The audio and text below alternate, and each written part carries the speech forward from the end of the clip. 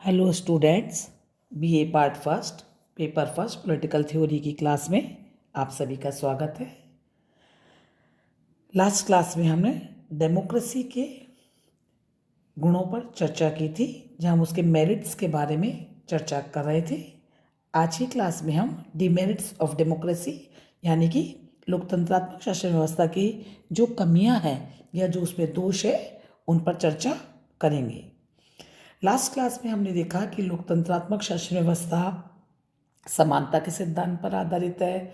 इसके द्वारा जनता का नैतिक उत्थान होता है। यह मनुष्य या नागरिकता जो होते हैं उनके साइकी के अनुकूल होती है। इस शासन व्यवस्था में क्रांति से सुरक्षा होती है और ये स्वतंत्रता और समानता पर आधारित व्यवस्था भी कही जाती है। लेकिन जहाँ हम एक और इसके गुणों का विशद विवेचन कर रहे हैं, वहीं दूसरी ओर अत्यंत कटु शब्दों में इस शासन व्यवस्था की कमियां भी दृष्टिगोचर की जाती रही हैं। सबसे पहले जिस पॉइंट की ओर हम सबसे देखेंगे वो है कि इस शासन व्यवस्था में अयोग्य या मूर्ख लोगों का शासन इसको माना जाता है, या हम ये कह सकते हैं कि इसमें अयोग्य व्यक्तियों की पूजा की जाती है। तो लोकतंत्रात्मक शासन व्यवस्था पे सबसे पहला आरोप यह लगाया जाता है, या उसकी जो एक कमी जो प्रमुख रूप से गिनाई जाती है वह ये बात बताई जाती है कि इस शासन व्यवस्था में हमने देखा कि प्रत्येक व्यक्ति को एक ही मत देने का अधिकार होता है। लेकिन अगर हम योग्यता की दृष्टि से देखें, है ना, तो हम ये देखेंगे कि सभी व्यक्ति समान नहीं होते हैं। उनमें बौद्धिक योग्यता का मापदंड अलग अलग होता है। तो लोकतंत्र में हम देखते हैं कि गुण की अपेक्षा संख्या पर अधिक बल दिया जाता है। और होता यह है कि सभी को जब मत देने का अधिकार या उनको जब पॉलिटिकल पावर दे दी जाती है, तो इसका परिणाम क्या होता है कि चूंकि सभी व्यक्तियों के अंदर विवेक नहीं होता है, तो मूर्खों की सरकार स्थापित हो जाती है। ये तो है इसकी पहली बात।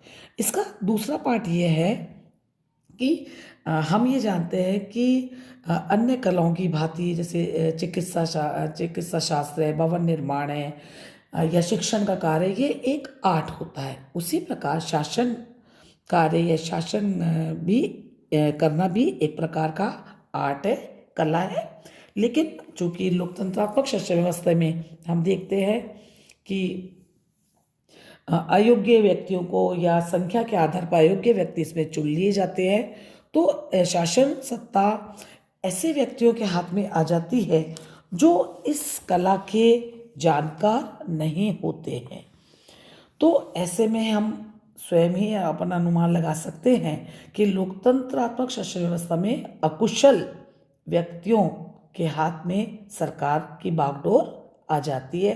तो जब अज्ञानता भरा या अज्ञानी लोगों का अगर ये शासन होगा, तो किस प्रकार का शासन व्यवस्था हमारे सामने आएगी। दूसरा आक्षेप जो डेमोक्रेसी सिस्टम पर लगाया जाता है वह यह है कि इस व्यवस्था में दलीय प्रणाली बहुत डोमिनेंट अवस्था में होती है, ये बहुत प्राइम होती है। लेकिन दल प्रणाली का की जो कमियां हैं या जो पार्टी सिस्टम की जो कमियां हैं, वो उसका जो नेगेटिव इम्पैक्ट है वो हमको इस शासन व्यवस्था में दिखाई देता है। कि हम चूँकि अच्छे से अभी तक आप लोग ये समझ ही गए होंगे कि ये रिप्रेजेंटेटिव डेमोक्रेसी का पैटर्न जो है, इसमें नागरिक अपने प्रतिनिधियों का चुनाव करते हैं और प्रतिनिधि जाकर के हमारे शासन व्यवस्था को आगे चलाते हैं। अब इन सारे संचालन के लिए चुनावी व्यवस्था आवश्यक होती है, और चुनावों के सफल संचालन के लिए या हम कहें कि डेमोक्रेसी के आगे बढ़ाने के लिए पॉलिटिकल पार्टीज एक अनिवार्य आवश्यकता है। लेकिन प्रैक्टिकली हम देखें तो ये जो पॉलिटिकल पार्टीज हैं, ये ही अपने वर्किंग से, अपनी प्रैक्टिकेबिलिटी से लोकतंत्र को भ्रष्ट करती हैं। क्योंकि शुरुआत में तो राजनीतिक दलों का जब निर्माण होता है, तो ये अपने प्रोग्राम्स के आधार पर, अपने इनके जो एजेंडा होते हैं उसके आधार पर जनता के सामने आते हैं। लेकिन प्रैक्टिकली हम देखें तो जो भी पॉलिटिकल पार्टीज हैं, वे येन केन प्रकारेण साम दाम दंड भेद किसी भी आधार पर मात्र शासन शक्ति प्राप्त करने पे या चुनाव जीतने को ही अपना लक्ष्य बना लेते हैं। तो कुल मिलाकर के होता क्या है कि जो लोकतंत्रात्मक शासन व्यवस्था में चूंकि राजनीतिक दल बहुत आवश्यक है चुनावी संचालन के लिए, चुनाव जीतने के लिए, पॉलिटिकल पार्टीज ही एक सेंटर का या बीच में उसका काम करती है, तो उनकी अपरिहार्यता के कारण राजनीतिक दलों की जो भी बुराइयां होती है वो हमारे सिस्टम के अंदर या हमारे डेमोक्रेटिक सेटअप के अंदर आ जाती है। तो एक ये बहुत इसका आयत का प्रभाव संपूर्ण शासन व्यवस्था पर पड़ता है। तीसरी बात, लोकतंत्रात्मक शासन व्यवस्था को सबसे ज़्यादा भ्रष्ट शासन व्यवस्था कहा जाता है, क्योंकि सैद्धांतिक स्थिति कुछ भी हो, लेकिन प्रैक्टिकली हम ये जानते हैं कि लोकतंत्रात्मक शासन व्यवस्था धीरे धीरे बहुत ज़्यादा भ्रष्ट शासन व्यवस्था में तब्दील हो गई है। क्योंकि प्रैक्टिकली हम देखें तो जो भी गवर्नमेंट होती है या जो भी शासक दल होते हैं वो एक विशिष्ट राजनीतिक दल का होता है और उसकी अकॉर्डिंगली ही शासन कार्य चलता है। और हमने ये देखा है प्रैक्टिकली कि निर्वाचन में चुनावों में जो लोग सत्तारूढ़ दल के सहायक होते हैं, शासन जब अपनी गवर्नेंस जब चुनाव जीत जाती है तो अनेक प्रकार से आज के अगर वर्तमान समय में देखें कि जो कॉरपोरेट्स हैं जो राजनीतिक दलों को चुनाव लड़ने के लिए धन मुहैया कराते हैं, सुविधाएं देते हैं, जब गवर्नमेंट चुन करके सरकार बनाती हैं तो वो लोग इन्हीं कॉरपोरेट्स को या इन्हीं बाहुबलियों को अनेक प्रकार की सहायता पहुंचाती है या इस प्रकार से कानूनों का निर्माण करती है कि इन्हें ज़्यादा से ज़्यादा हेल्प हो। तो ये जो जनप्रतिनिधि जो चुन कर के जाते हैं वो मनी, मसल और माफिया, 3M की हम यहाँ बात कर रहे हैं कि काले धन का जो प्रकोप है वो लोकतंत्र में चूंकि चुनावी व्यवस्था बहुत खर्चीली है तो काले धन का प्रयोग बढ़ता है। मसल्स यानी कि बाहुबली यानी कि जिनके पास में पावर है उनके चुनाव जीतने के लिए इनकी आवश्यकता पड़ती है। तो जब ये दो आते हैं तो माफिया के रूप के अंदर जो अपराधी है, जो सरगना है, वो लोग भी लोकतंत्र के अंदर शामिल या शासन व्यवस्था के अंदर अप्रोक्ष रूप से शामिल हो जाते हैं। तो कुल मिलाकर के हम देखते हैं कि लोकतंत्रात्मक शासन व्यवस्था एक भ्रष्ट शासन व्यवस्था के रूप में सामने आने लगती है। नेक्स्ट पॉइंट जिस पर हम चर्चा करेंगे कि लोकतंत्रात्मक शासन व्यवस्था में धन और समय दोनों का बहुत ज़्यादा यूटिलाइज होता है या हम कह सकते हैं कि बहुत ज़्यादा उपयोग होता है या बहुत ज़्यादा अपव्यय होता है।